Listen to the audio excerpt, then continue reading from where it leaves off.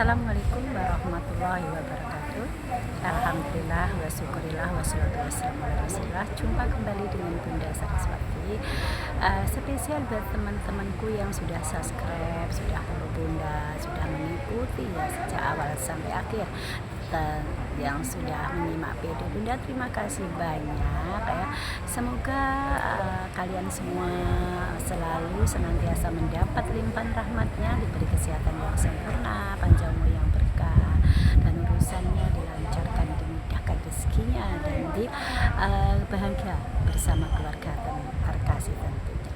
Oke, kali ini Bunda mau menjawab pertanyaan dari Dinda Sayang atau Anti S ya. Nah, itu Anti S ya, karena dia bertanya punya burkat ya, kain 3 meter itu seharusnya buat apa ya. Ya, kalau yang lebih lebih afdol itu burkat itu untuk kebaya ya, untuk kebaya. Jadi kalau kebaya itu nggak usah dikasih puring. Tapi kalau karena 3 meter sayang banget kalau dibuang-buang ya, jadi diusahakan dipakai, lebih istimewa itu dipakai baju panjang ya, long dress ya, atau dikatakan baju kurung ya, yang syar'i gitu. Tapi sebelum dijahit gitu harus dipotong sesuai dengan bentuk tubuh ya. Mungkin ada baju yang sudah jadi cocok buat Anda, buat adik-adik gitu ya, cocok itu diblat saja ya. Baju yang sudah nggak mau dipakai tapi pas dipakai enak itu digunting-gunting atau digunting pas pinggir jahitan, akhirnya diukur sama itu aja. Enggak, cuma ya nggak ngukur, karena burkat itu kainnya itu kan lemes, jadi harus ditata rapi gitu ya, diblat, ditata rapi, dikasih dom pentol ya, jarum pentol gitu. Dan yang kedua itu harus pakai puring ya, pakai puring di atasnya, di dalam, karena kalau cuma burkat yang kamu jahit nanti nggak rapi ya, buradul. Jadi kalau ingin rapi sesuai dengan ukuran badan tadi, dipotong juga puring ya sesuai dengan potongan burkat yang sudah dipotong. Jadi sebelum dijahit itu dikasih puring dulu, diblat, ditelujuri gitu ya, ditelujuri gitu. Nanti tak tunjukin kalau adik ketemu sama Bunda ya, insya Allah kalau ketemu Bunda tak kasih tahu.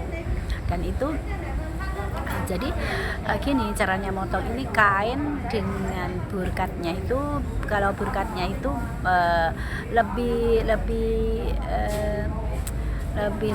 lebih kecil daripada puringnya. Puringnya itu lebih dari 1 cm untuk melipat itu, dikasih setan lipatan supaya nggak beradul, terus rapi dijahit gitu ya.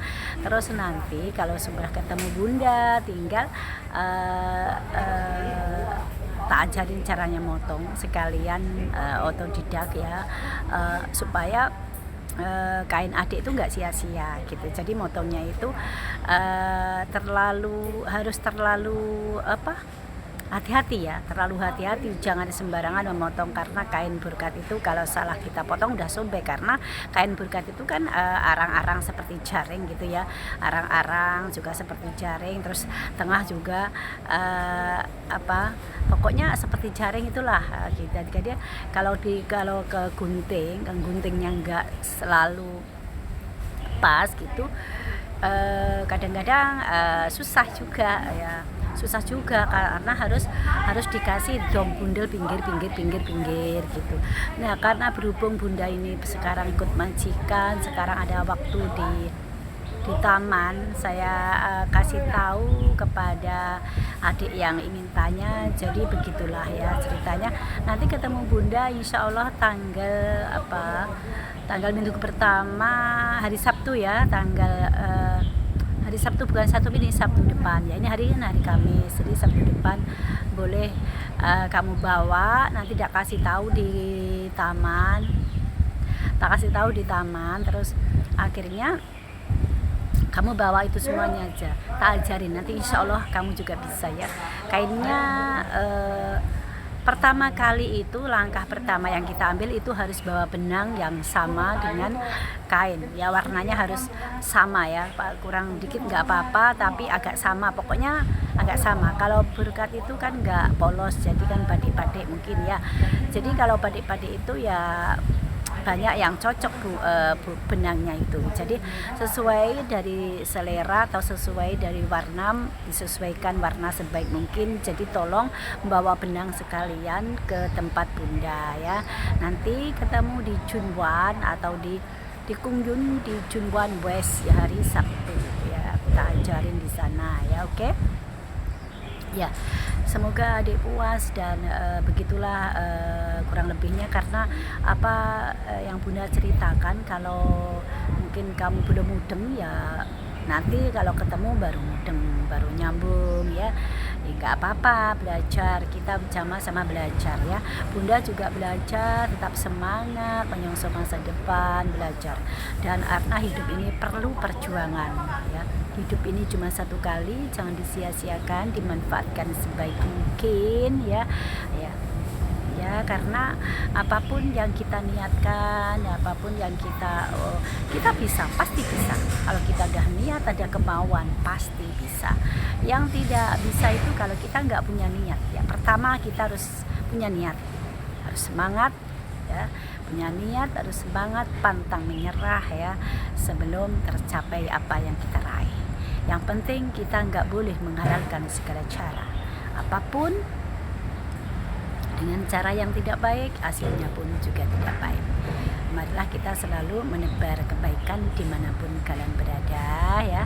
Selalu istiqomah di jalan yang Allah ridhoi, dan usahakan walaupun sesibuk apapun, sesulit apapun, kita jangan pernah tinggalkan sholat.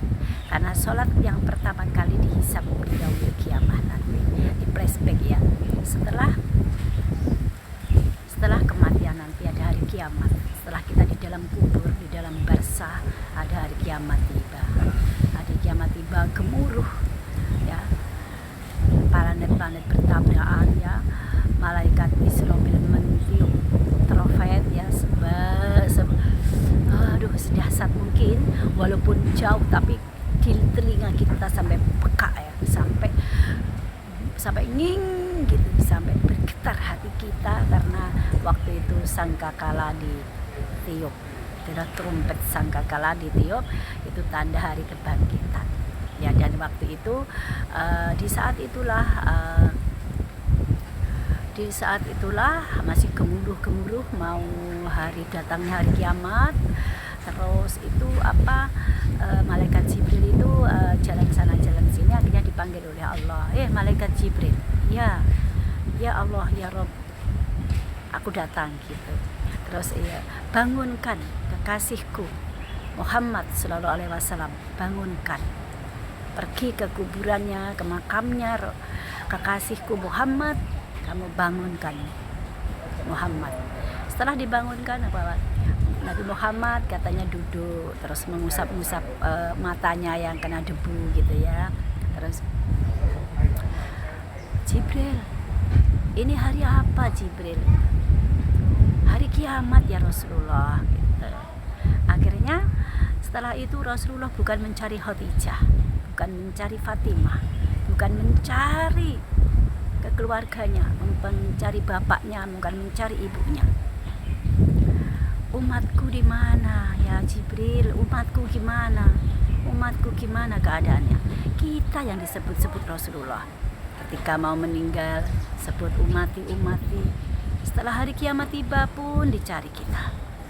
Allahumma sholli ala sayyidina Muhammad wa ala ali sayyidina Muhammad wa sallim taslima. Allahumma sholli ala sayyidina Muhammad wa ala ali sayyidina Muhammad wa sallim taslima. Allahumma sholli ala sayyidina Muhammad wa ala ali sayyidina Muhammad wa sallim taslima. Oke, kurang lebihnya Bunda mohon maaf. Cukup sekian perjumpaan kali ini dari Kamis ini, semoga kita banyak berkahan. Jangan lupa nanti malam Jumat baca sholawat yang banyak dan baca surat Al-Kahfi. Kalau ada waktu masih baca Yasin ya, untuk ahli kubur kita terdekat, juga sahabat-sahabat Rasulullah dan para imam-imam besar, para syekh-syekh, para semuanya kaum muslimin dan muslimat. Insya Allah tidak akan tertukar. Apa yang kita doakan pasti akan kembali ke kita sendiri. Cukup sekian kurang lebihnya. Wassalamualaikum warahmatullahi wabarakatuh. Salam santun teriring doa untuk kalian semuanya.